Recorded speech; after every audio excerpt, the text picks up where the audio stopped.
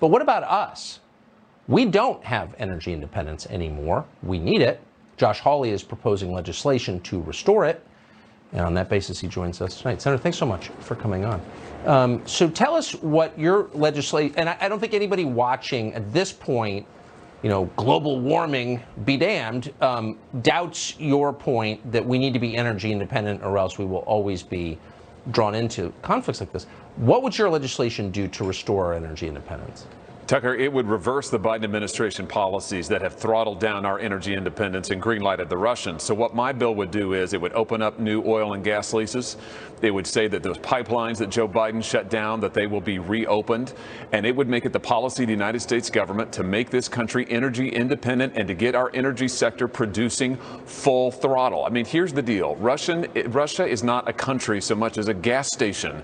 And Joe Biden has allowed them to have energy dominance. We've surrendered our energy independence to them. It's time to shut down their energy sector and return ours to full production. That is the way that America can emerge strong from this and also send a message to Russia.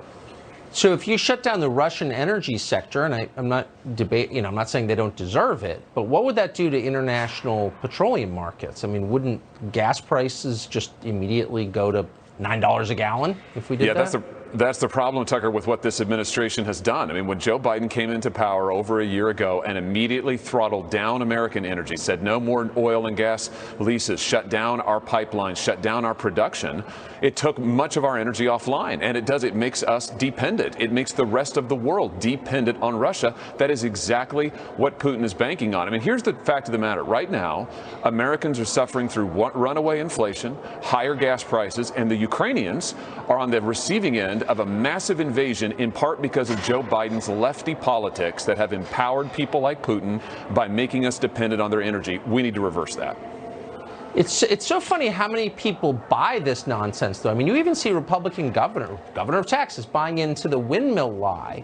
I mean, why wouldn't this be an absolute deal killer for Republican voters? If you're making our energy grid unstable, if you're making us more dependent on China for solar panels or Russia for oil, we're not voting for you. I don't know why this isn't a campaign issue.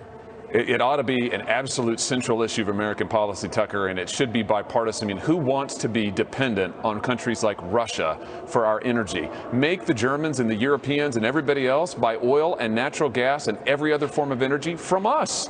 This ought to be where we are leading the world, and we can be. We could. We did just a couple of years ago. We could again if Joe Biden's policies would be reversed, and this is an area where we've got to move, and we've got to move on it right now. I got to wonder about motive here. I mean, if you're flying to global warming conferences in a private plane and sucking up to China, clearly you don't really care about climate change because you're adding to it.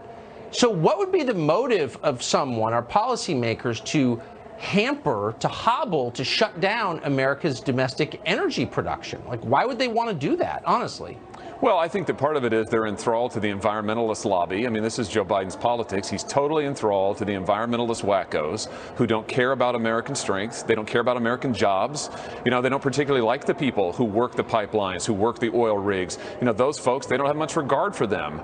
And listen, the truth is, those folks who do that kind of work, that laboring work, those blue-collar workers, they're the backbone of our economy. Put them back to work. Let them get onto those pipelines. Let them get onto those rigs. Show the world what they can do. I mean, they don't care about the environment, I notice. America's getting much dirtier, and there are like dollar stores everywhere, and people litter. So if you cared about the environment, maybe you'd clean up the environment, but instead they're lecturing us about climate. Maybe it's an intentional effort to weaken the country. Maybe they just don't like America. Well, I think there is the aspect that they don't believe in this country, Tucker. They don't believe in American strength. They think American strength is bad for the world. They think it makes the world more, unstable, unjust. Exactly the opposite is true. And the bottom line is we've got to do what's good for the working people of this country, for the security of this country. And that begins right now with restoring our energy independence, get this country's energy sector working again. Last question. If gas prices spike and we're, past $100 a barrel and there's no sense that it's going to go down anytime soon, is there anything the Biden administration can do short term? They keep telling us, well, we can mitigate the gas spike, but I don't know what that would be. What can they do exactly in the near term?